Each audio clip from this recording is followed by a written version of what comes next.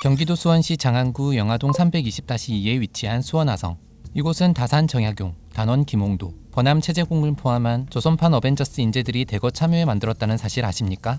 이번 지리백과사전은 수원화성에 대한 이야기입니다.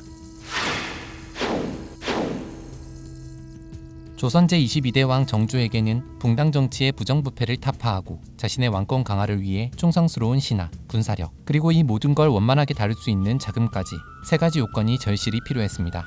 하지만 수도인 한양에서는 정조의 정치적 이상을 꿈꾸기 어려웠습니다. 그래서 정조는 신도시 건설을 계획하게 됩니다. 즉위한 지 18년이 되던 1794년, 정조는 아버지 사도세자가 있는 수원을 제2의 도읍이라 여기며 정약용에게 수원화성 건축 설계를 명했습니다.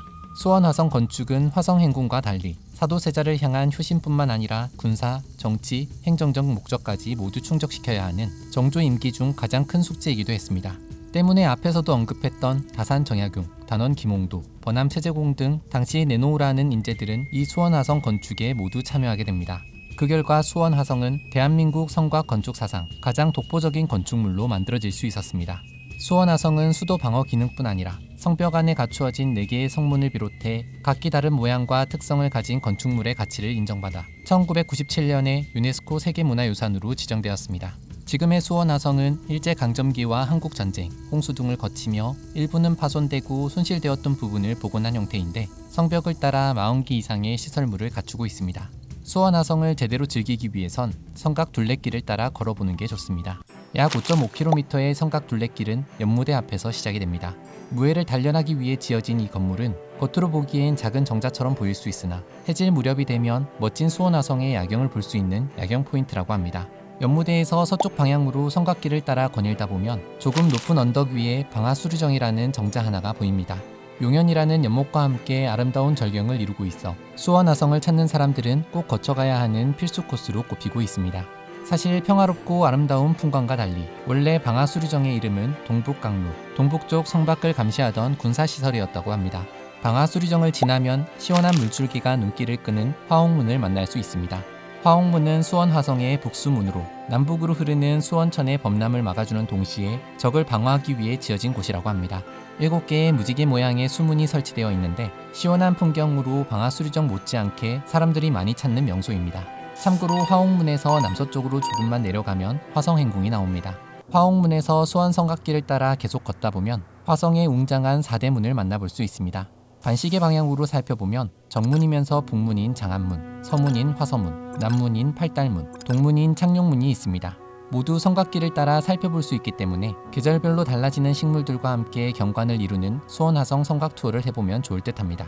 먼저 화성의 북쪽 문이자 정문인 장안문을 쫓아 걸어가 보겠습니다.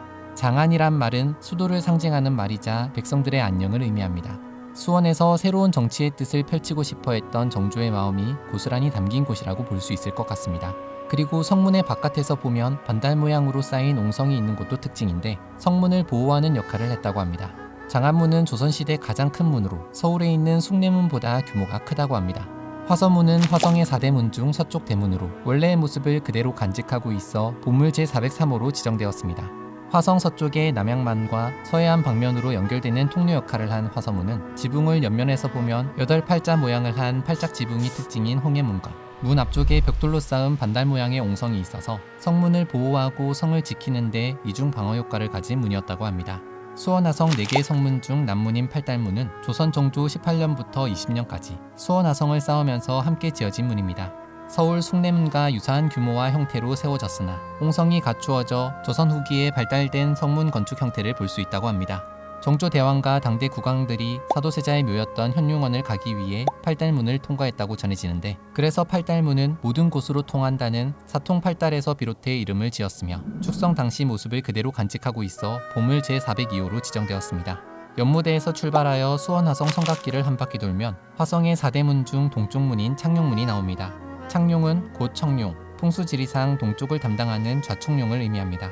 성문을 보호하기 위한 옹성을 반달 모양으로 쌓았는데 장안문, 팔달문과 달리 한쪽을 열어놓은 것이 특징입니다.